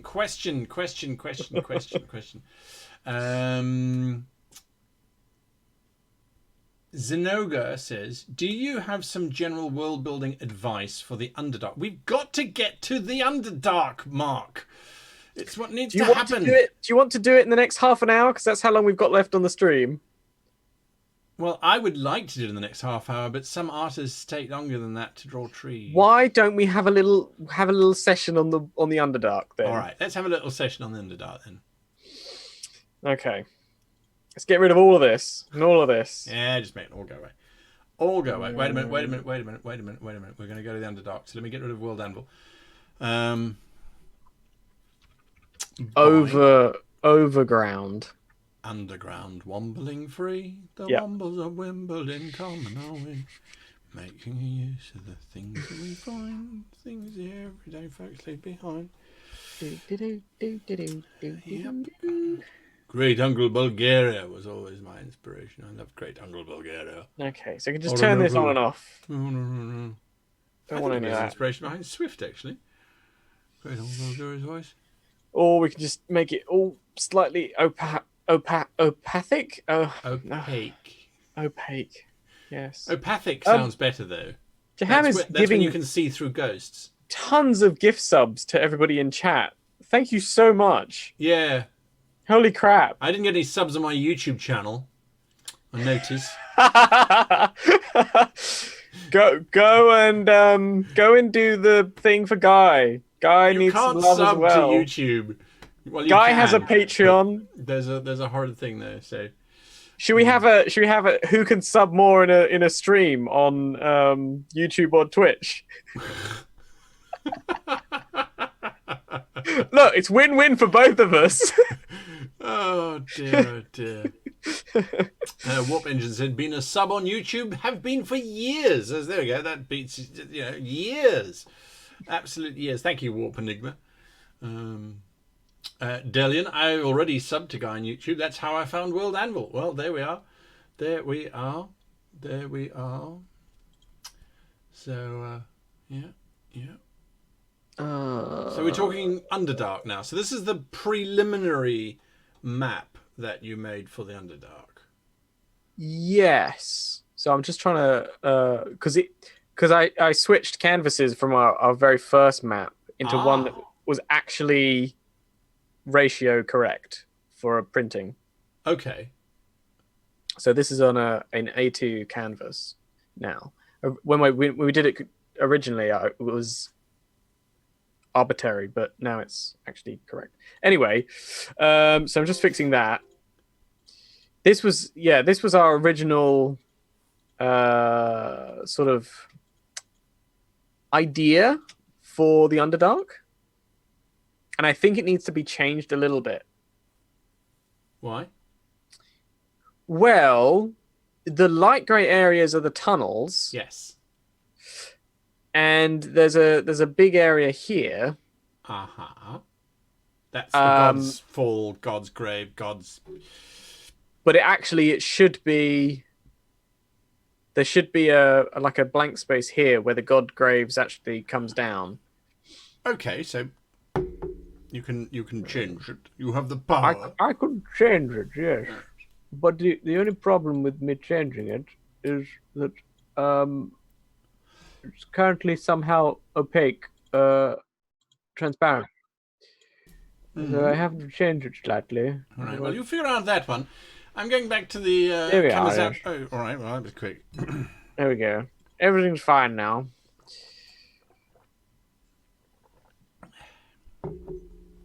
So, do you know what you're doing yet? Not really. No, I didn't think so. I also feel like I've got something open that shouldn't be open because my Photoshop is very laggy. You running Steam updates in the background, or I would check, but I'm sharing my stream. My screen. Don't you hate it when you're doing that? You're like, oh, I can't remember what's on my desktop. There's nothing particularly dangerous on my desktop at the moment. Right. Yeah. But hey, who knows? Oh, Mark Hagen Lindstrom, thank you for that. I'm here for just a second to make everything fair. Yeah, no, absolutely. Actually, he just donated $1 million to the YouTube channel. $1 million! Okay, well, maybe it's not $1 million. Maybe it's a little bit less than that. But he's just making it fair. $1 million. That's really cool. That's I really a lot of appreciate money. it when people donate money. I really do. I mean, it's so nice. It's weird. It's weird, and it's wonderful at the same time because I mean that's what I live on. You're full time, right? I mean, you don't have any other income aside from what you make. Yeah. Nope. I just make money on Patreon, and and at the moment, that's pretty much all the money I'm making. It's just on Patreon. And Twitch. Yeah, I was talking about this the other day with my Twitch peoples, but I've got paid twice by Twitch over the last 2 years for $100 each time. Yeah, that's how much money I make on Twitch. Oh, okay. So over 2 years, I've made $200. So Twitch going really well for you. Twitch is fantastic monetarily. Yeah, I don't make Twitch to make any. I don't Twitch to make money. That's. You do it for free, or maybe a dinner. I don't know. So there's a question. All right, so we're in the. Oh, look at that, Watcher. That's very cool. Thank you for that, Watcher 2417. I do appreciate that. Completely wrong. Yeah. So the question is, the representation of the gods' fall, gods' grave, gods' whatever. Mm-hmm. It's water pouring in. I think something that's important for us to determine is how far down is the Underdark. In my world, the Underdark is 2 miles below the surface. Yeah. Yeah. So that water's fallen for 2 miles. Right? Yes. And you're saying that a lot of it actually vaporizes and returns to the surface. Yes. Okay. So I can see it particulating as it's getting further and further, and it literally, there's storm clouds and things that form and that sort of thing. So how would it then look at the bottom? Is there a pool, or is it a lake? Because traditionally at the bottom of waterfalls are really, really deep pits, which is what happens when you pour water onto rock for a very long time.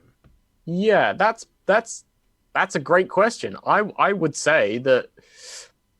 I mean, there's the tallest waterfall in the world, I think, is the Angel Falls, and it's not that big. It's not 2 miles. No. I think. Well, and when it does come off the top, yes, and by the time it gets to the bottom, it's not. It's just vapor. Yeah, John Mystery says it's just big rain at that point. Yeah, yes. But it isn't. There's still a pool at the bottom. Yes, there would be. Yeah. Because there's a very small amount of water that gets down. So I'd say at the bottom of the god's grave, there's going to be something. Right. There's going to be some kind of pool, yes. But it's not going to fill up the Underdark with an ocean. Agreed. So a lake. Yeah, so I'd say a pool or a lake could work. It would be possibly smaller. You think so? Well, it depends if it's getting water from elsewhere as well. Well, I'm just thinking that over I don't know how long it's been there. Very long time. It's probably collected a bit of water over time. I mean, we can make it. Well, look, I mean, it's a fantasy world. The gods could have fallen through there yesterday. True. I mean, it's not beyond the realm of possibility. Yeah, it could not be thousands. It could be a few years, or yeah. Well, let's just say for now we got a lake there. There we are. Zenoga has given us some details. Angel Falls is 979 meters, or 1,071 yards high. Okay. Tall. So I grew up next to a waterfall called Nongwaza, and that is Zulu for place of the tall one, because the Howick Falls are 67 meters tall, which is not nearly as tall as the 100 or nearly kilometer high Angel Falls. Yeah. But the base of that, they had never been able to get to the bottom of the pool, because that particular waterfall was in the region of millions of years of age, because it was over very hard black rock called dolerite, which doesn't erode very well. So it takes a very long time to erode. Anyway, There was a flower found at the bottom of those particular falls by a British botanist who named it. Well, he asked the governor to South Africa at the time for a name, and the governor said, "Well, I'm Lord Clive, so let's name it after my wife, Lady Clive," because of course that's how women were called.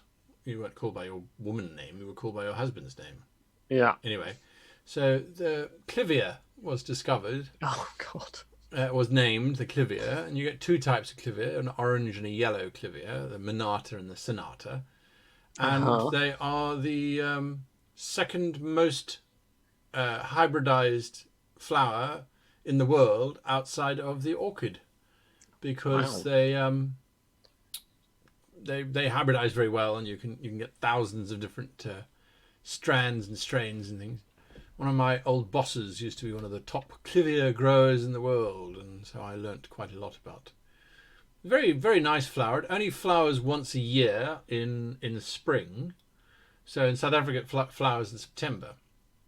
Big orange trumpety flowers. And they take a couple of years once you've planted them before they actually start flowering. Their seeds are these big red seeds, very, very pretty red seeds. So anyway, there you are. There's some botany trivia for you. You should add that to our world. Clivias. Or a fantasy variant. Oh, yeah. Well, like I said, second most hybridized in the world, so why not? Yeah. Why not? What are your brush settings for general sketching, says Jason Masiolik. I'm currently trying to map, and I think I've screwed up my brush settings, and I can't get it to look right. I use the basic brush. So you can see here, I'm switching between the eraser, which is a hard, 100% hardness. The size varies depending on the detail I'm putting into the line art. But generally speaking, not the line art, the sketch. And the same for my sketching thing. Hardness 100 and the size varies. And I'm working with two contrasting colors for the Underdark, because this brown or this darker color here is the walls, the pillars, the sides. Thank you. And the light gray is the actual walking part of the Underdark. Dragon has suggested something pretty interesting. Mm-hmm. When you think of the Underdark, what do you think of? Caves. Caves, right? Fungus? Mushrooms? Yep. Darkness? Yep. Moist, dank, wet caves? Moist, yes. Yes. So the suggestion that Dragon came up with was, what if the base of the Gods Falls is actually a geothermal vent? So it's lava. And that's why the falls vaporize, turn into thunderclouds, and rise back up to the surface. Magma. Okay. I like magma. Magma. Don't you like magma? I like magma. Okay. I like magma. That's very interesting. So we could have some magma down in the Underdark. We can combine it as well. Yes. So we can have these weird sort of... What are they? When you have water resting on top of lava or mixing, it's like those lovely colors from vents and things. Right. Yes. So you have an ocean on top of a volcano. Yes. Well, that whole area has got pools and active lava pits. Yes. Because it's falling down, cooling off bits, pooling, and then that bit heats back up and crumbles. And do you know what I mean? Like a very dynamic, evil area. Yeah, very treacherous space. Yeah. We're going to need a name for that. Yeah, what about geysers? Geysers. Yeah. Because of Guy. No. That's the American pronunciation. Oh. English pronunciation is geyser. Geyser? Well, it's spelled Geysers. Geyser. You're a geezer. You're an old geezer, and that's spelled differently. But yes. So geysers spelled with G-Y. Yeah, absolutely. Put some geysers in there. Yeah, some geysers. Geysers. And then the geysers are the ones that don't spray up as high because it just doesn't work like it used to. Oh, yeah, Guy. I forgot to show you something on the main map. Oh, speaking of old people, yeah? Yeah, speaking... Yeah. Completely forgot about this. But I wanted to show you an area on this map, right? And I wanted your opinion on the naming conventions because we had a good discussion on this when I was doing the stream, and I really want to see what you think because I think it sounds great, and I think that chat agrees with me. So yeah, what do you think about this place over here? About the names around this little island? No.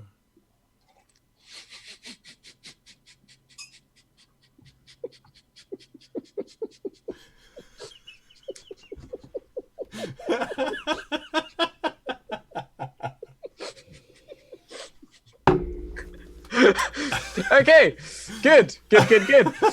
So go back to what we were saying.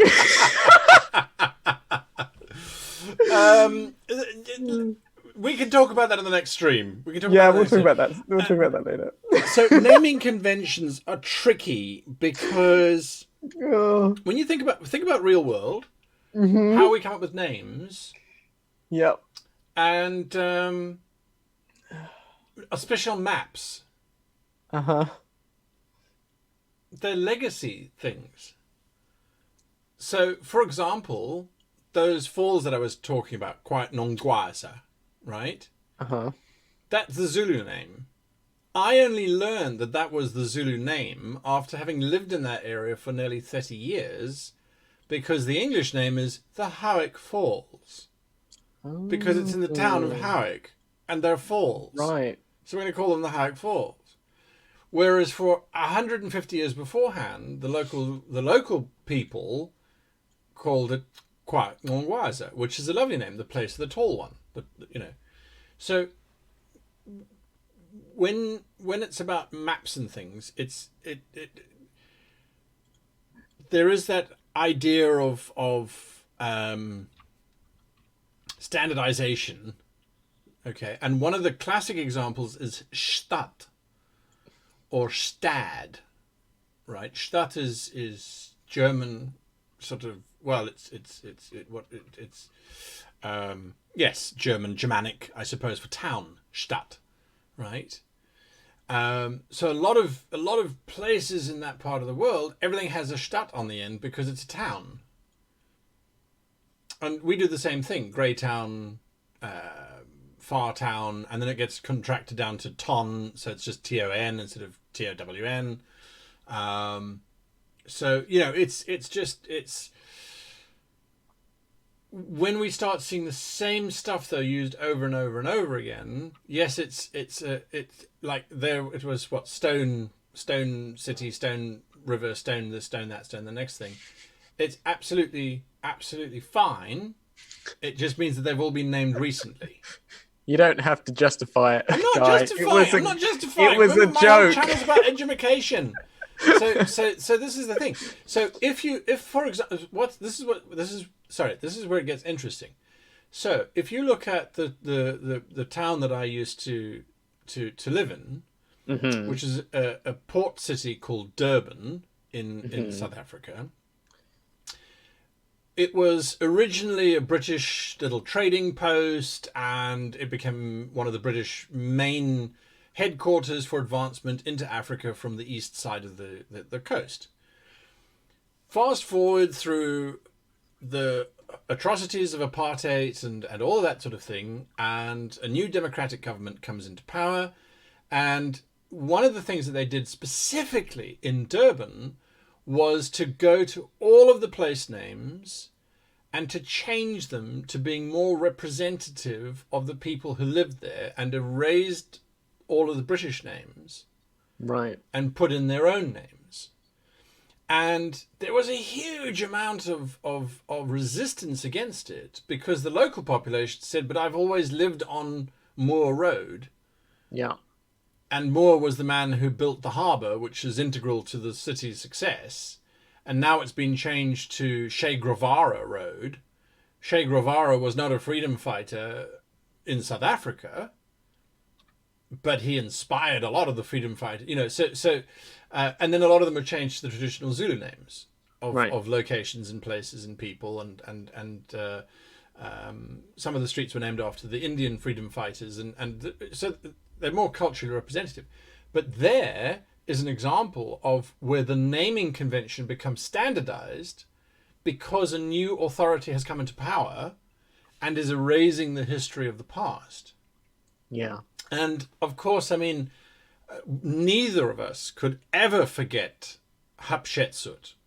I mean, what she did was just, I mean, you agree with me, right?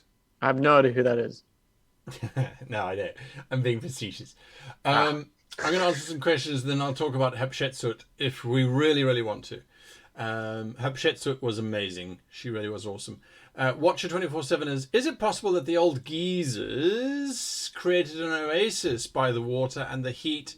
And if so, who lives there? Yeah, absolutely. I think we're going to have a whole culture that lives around these hot rock pools and that sort of thing. Don't you think? Yeah. Don't mind me as well. I mean, I think that's a fantastic idea, but I'm just spinning around the map, fixing a lot of so that there's a lot more areas inside. We're going to have I don't know if you have been thinking about this, but we're going to have different cultures down here, right? Yeah, we have to. Which kind of means we need to have the same kind of barriers, at least in part, between areas. Well, this is, I think, an opportunity for you, as a thought, is instead of I like what you're doing, that we have some cavern walls which are physical barriers. Yeah. But I think you could also have mountain ranges of stalactites and stalagmites. Yes. Yeah, that would be different, wouldn't it? Yeah.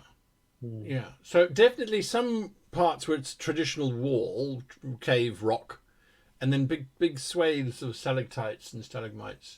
So, hold on a minute. Let's make a list of the kinds of environmental barriers that you would find in the Underdark. Because traditionally in the overground maps or overground locations, you've got mountains, rivers, yes, oceans, yes, swamps. Yes. All of those you can have in the Underdark, except mountains get replaced by Laura Bones points out crevasses in the Underdark. We can have lots of crevasses. You can. Ten Wigan says rivers of water or magma. Magma. I like magma. Okay, well, I'll leave more of an open space then so that we can add in those things in a bit as well. Yeah. So Ten Wigan agrees. You are in for a treat with Hatshepsut. Yeah. Oh. Yeah. I'm not sure if this is a joke or... It's not a joke. It's genuine. Okay. Absolutely genuine. Hatshepsut was the first female pharaoh of Egypt. Oh, right. Okay. Yeah, that I should have guessed that on the name. Right. Yes. Very, very Egyptian name. Very Egyptian name, yeah. And she was very Egyptian. She had to wear a false beard. She wasn't referred to as a she was referred to as a he, because you could only be pharaoh if you were male. Right, okay. But lots of family drama. Right. And she had most of her family killed off. Of course. Absolutely just erased, destroyed. And when her, I think it was her son or her cousin's son or her successor took over. She was very successful, by the way. She was loved by the people, advanced Egyptian society, and really, really, really, did good things for Egypt. When she was eventually replaced, I think it was by her son, he hated her so much that he tried to have her erased from history. Oh. And, of course, the Egyptians use hieroglyphics, which are carved into stone. Right. So scribes had to go and chisel every cartouche that mentioned her name off the walls and sort of replace it. So it's like, well, who's got the crack filler? Because we've got to go and super putty and all of the hieroglyphics and recarve it. Oh. So he tried to have her erased, but he failed because she had just built so many temples and so many, it's just awesome. They missed them. Awesome. Well, they couldn't get to all of them. And then he died, and then the next pharaoh took over and was like, well, I don't really care. It's older history now. I'm going to write my own legacy. So, yeah, but Hatshepsut was brilliant. That's pretty awesome. So she was very interesting from that perspective that they tried to erase her completely. So yeah, there's three sort of, I don't want to say big female names in Egyptian history that I really love. It's Cleopatra, who was the last pharaoh of Egypt, as they say, during the Ptolemy reign. Yeah. And Akhenaten. And Akhenaten and his wife, they are weird because all of their artwork and all of their statues, they have these elongated almond-shaped heads. And one of the things that Egypt was very, very good at doing, and this actually affected most of the art world right up until probably about 1900, give or take, was they standardized art. And they said, right, well, you whenever you're doing portraiture of us, it has to look like this. Okay. And you can't draw us as we look. You have to draw us as we're represented. And that proliferated. We did that right up until the point that artists started to rebel and do all that sort of crazy thing. Yeah. So even the Romans and the Greeks who I mean, you look at their marble work, which was absolutely photographic almost. There's still a huge amount of stylization in that. So anyway, there we are. Yeah. Right. Sorry about that. John Mystery says mouse people in the Underdark. Can we? I mean, mouse people. I like mouse people. I wonder if it shouldn't be rat people.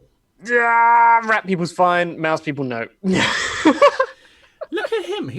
I say no, and I get this nervous giggle, and it sounds as if he's not going to take any of my suggestions. But we say mouse people, and he's like, no, just no. Ooh. What did you do? I touched my. Oh God, no. Sorry. That's my fine. Spring on my microphone. Okay, gods, old geezers, mouse people, demons, ex-old geezers. Lawrence Carnivan says, how would the people in the Underdark have adapted to living around all this water and magma? Would they have giant underground galley ships? Well, we don't actually. It's not that big. We could put an ocean in down here. At the moment, I'm just going over what I did before and making it a little bit easier for me to put line art around it later on. I like that. I'm trying to create passageways and dead ends and these could almost be like swamps, little flooded passageways. That could be terrifying from a gaming perspective. Well, what we can do is we can put a big ocean over everything that will fill up a lot of this stuff. But it kind of depends where we want to put it. Or where we want to, because we could put an ocean sort of around here. Yes. Oh, I think they should have galleys rowed by slaves or something. I think that could be terrifying. Because we can fill a lot of this up. Yeah. Because this could be a lower elevation. You know what you need to add in, I think? Yeah. I think you need to add in some straight tunnels. Because if I was the ruler and there was this actual Underdark, yeah, I would be building, we would call them canals on the surface, but in the Underdark, there would be tunnels. Yeah. So I would have a section which is quite geometrically shaped. I mean, think about the Egyptians. It's like, oh, we've got sand. I want a pyramid. Okay. Weird. We'll build a pyramid for you. If I was an underground ruler, I'd be like, I want to make a perfectly square cube. I want a sphere tomb. You know. Yeah. wouldn't that depend on the location of some of the civilizations down here, though?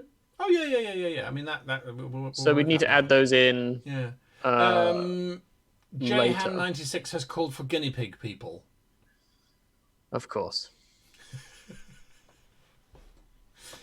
Naked mole rat, says Inky Design. Naked mole rat people. Yeah, naked mole rat people. Okay. There was actually an MMO that did that. Hang on a moment. There was an MMO. I think it was Guild Wars 2. In the Guild Wars 2 in the mountains. Those yes, rats they that do. drew Yes, up from underneath. yes, you're right. That's Yeah. I'm fine with that. I'm fine with those kind of mole people. Very steampunky, gritty. Could be. I like that. No, I will look. We've got 5 minutes left on this stream, and I'm going to go on a little rant now about mouse people. So, sit back, everybody. The reason I don't like mouse people in D&D is the same reason I don't like pony people in D&D. Now, that's not to suggest that both of those things don't have their place, that they don't have their own kinds of role-playing experiences and their own kinds of systems, because they do work and they are fun. Monster Hearts, for example, is something that Kim loves, but Monster Hearts is very different to D&D. It has a different feel, it has a different tone, and a different sort of way of playing. Mouse people are cutesy and cuddly, and I find them hard to reconcile with my idea of tone and feeling of fantasy, dark fantasy, or just general D&D, and thus I don't like adding them into worlds, or I don't like having them as part of the race selection. There are exceptions to that. I think Skaven, rat people, that kind of thing works very well. It works for Warhammer, but they're a more gritty and a more sort of less cutesy kind of race. So that's my primary reason why I don't like mouse people in D&D. Good. Feel the mouse hate flow through you. So says Secondhand Samurai. Yes, master. Well, you look a little bit like Obi-Wan Kenobi. Imagine if he'd been the one who... I hear what you're saying. I hear what you're saying. And look, I mean, Skaven were an inspired use of rats. Rats have always been around. I mean, Toad of Toad Hall, it was rats and weasels that were taking over Toad Hall and that sort of thing. But... yeah, naked mole rats. I think we can develop that idea a little bit. Look, I mean, we've got a lot of interesting races up on the surface. We can do exactly for the Underdark that we did for the surface, where we sort of list some races we'd like, and then we can come back to it. Okay. I do think that what we need to do, and you're right in terms of we don't want the two worlds to be dissimilar. So if it's cutesy on top, it's got to be cutesy underneath type of thing, because otherwise the players are going to get very, very unhappy when they transition from one to the other. We've already got an animalistic thing going on, because we've got gecko people, we've got soft people, we've got a lot of that kind of thing going on. So I'm not opposed to it, but what I don't want to have is I don't want to have mouse people, because I think that we can play with that idea and make it a little bit better. The idea of having mole people, or the idea of having shrew people, and the shrew people are these incredibly neurotic little sort of, I don't know, religious fanatics or something like that, that are just sort of running around, just trying to, get everybody to believe what they believe, and so on and so forth. A bit controversial, perhaps, but a much more interesting idea than mouse people. Are you shrewish? I am sure.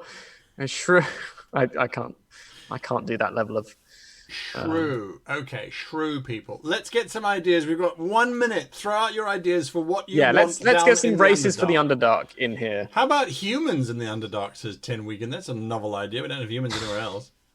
Human. Wombat people. I don't see wombats underground. No, I don't know how they would survive. People? No, I don't see beaver people underground. Half human? No. Somebody said demon people earlier. What about bat people? I want to mix it so that there's... Well, bat people live on the underside of the upside of the Underdark. Yeah.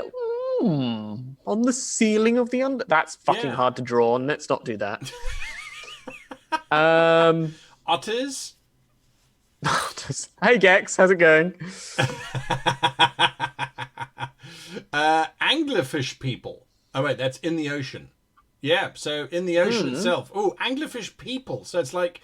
Almost like Kotoa, but anglerfish. Very horrific, big jaws. Gex Troll says it wasn't me. Anglerfish people. Okay, sorry, Gex.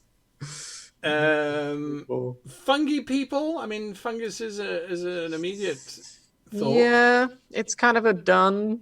Fungi. Oh, yeah. Someone mentioned, what about fossils? Ooh. What about them? Well, what about it's like undead, but they're fossils that have been brought back to life? Ooh. Yeah. Fossilids, yeah. Would they be dinosaurian or older, like Cambrian? Oh, look at you throwing out big words. But, yeah. That's not a big word. That's just a very obscure niche word. Well, fossil undead. Fossilids. Fundead. Wow, you really fucking love that idea.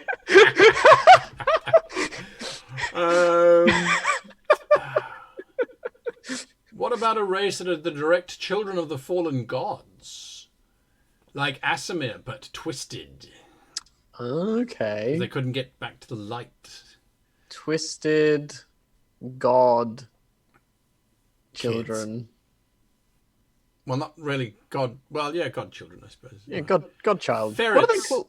Ferrets is being shouted. I think ferrets are shrew people and mole people.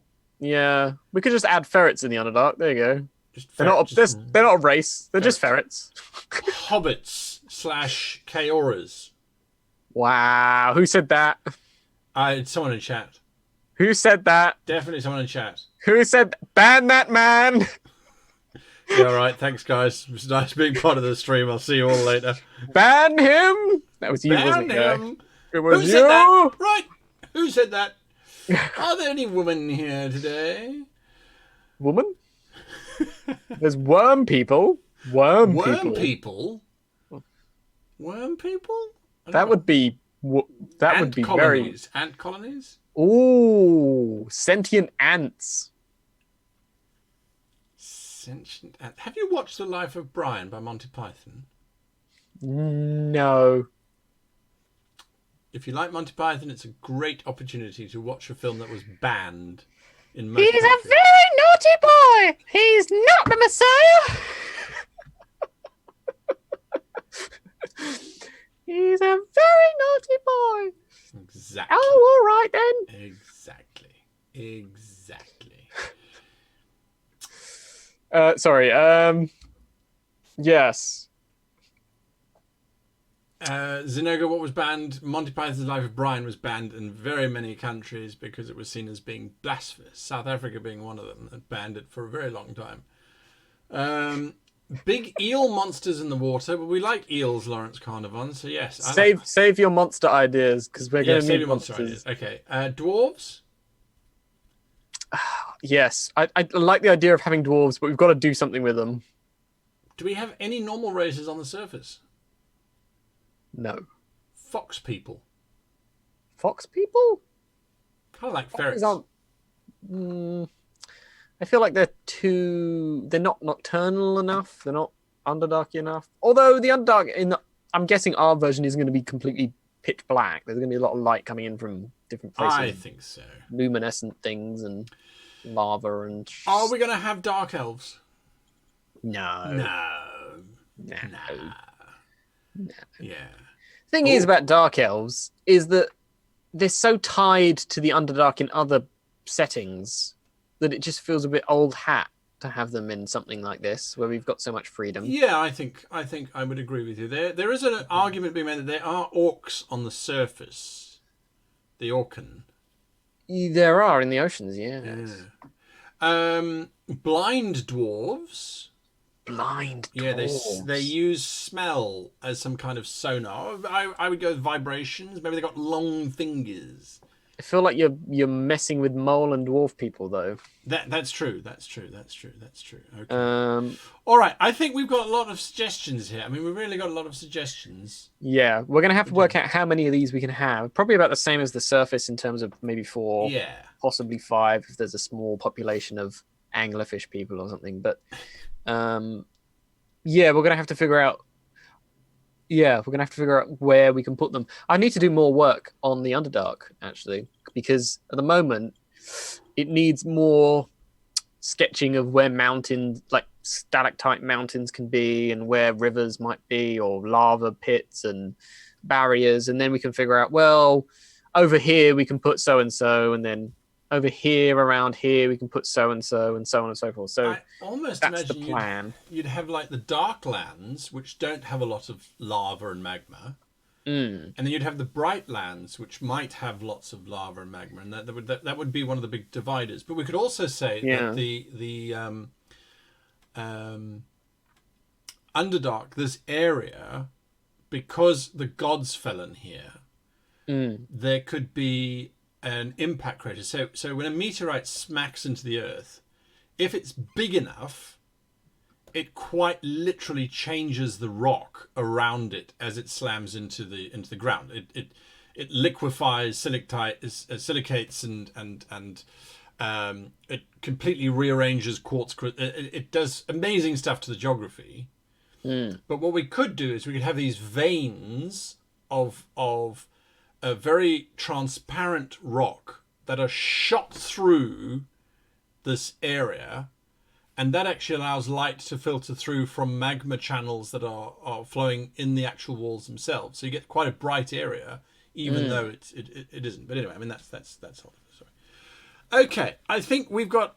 There's a lot to do. There is so much to do. I'm so glad that I did the title cover page for World Anvil. I feel like I've done a lot tonight.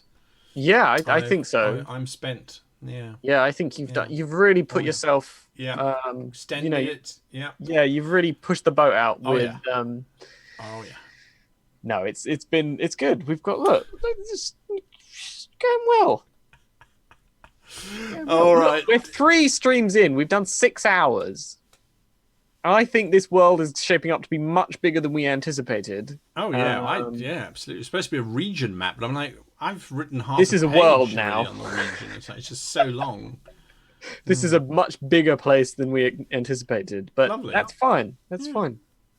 It's going well. All right, people of the stream, thank you for participating tonight. It's been an absolute joy. I know it hasn't been nearly as focused as they were in the past, but as long as you had fun, I had fun. Caeora, I hope you had fun as well. Oh, yes.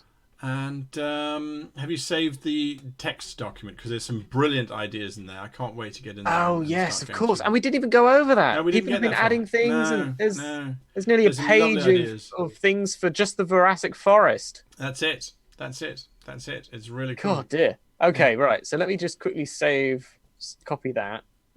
I'm going to have to make a whole folder for these if we're going to do this every stream.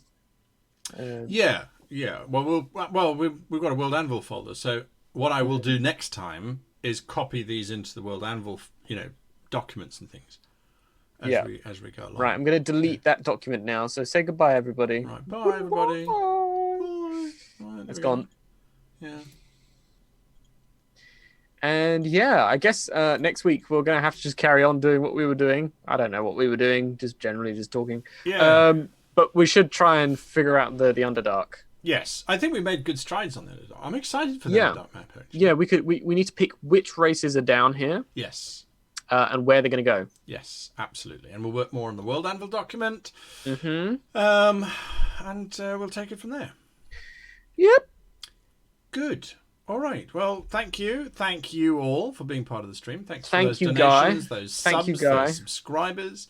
My absolute pleasure. And yes, Are you streaming tomorrow night? Yes. Yeah. Well, Sunday is my day of maybe. So don't. Yeah. I might be streaming, might not. You might be streaming, you might not be streaming. Yeah. I am doing a live stream tomorrow. That's live sessions with a GM, and that the GM is me. I'm talking about these really cool cards that I got sent from the Near Lunch. Very cool cards. Wait, you GM games as well? No, not on Sunday. No, but you GM, right? Yeah, on Monday, on the weekdays, Monday through. So you actually like DM, like you run games? Yeah. Okay. It's called the Wizards of Karnbari. Okay. I was making a joke. Oh, you were being facetious. I was. You didn't pick up on it. You're not ready for my level of sass tonight. This is what I've got to put up with. This is what I'm just not ready for my level of sass. I'm sorry. Yeah, I can't sink that low. Oh dear. Anyway, yes. Thank you all for being here. Thank you, Guy. All right. Bye, everybody. Goodbye. Do we have an outro yet? I think there's music. You think there's music? I don't even know what music it is, though. I mean, it's terrible. Did you pick the music? Or... I did pick the music. I mean, I chose the music. I mean, I put it there. It could be a whole... Right. Yeah, I don't know. Well, just in case, I guess we shouldn't, swear, like we normally do. Well, I am going to swear because I cut to the slide which says starting soon. So, well, yes, relative to cosmic events starting soon. Well, you've done a good job on managing the stream tonight. So I think that everyone can forgive you for starting soon. Starting soon. Well, actually, it's more a case of now we're actually going to do the map and world building. The last 2 hours to be fair, we did start the stream like that. Yeah. That's true. We've just been streaming for 2 hours. Oh! Yeah. No one panicked like that, by the way. No, I know. Everybody knew. Terrible. Yeah. We weren't convincing enough. We were liars. Oh dear. Anyway, goodbye everybody who's still listening to this nonsense.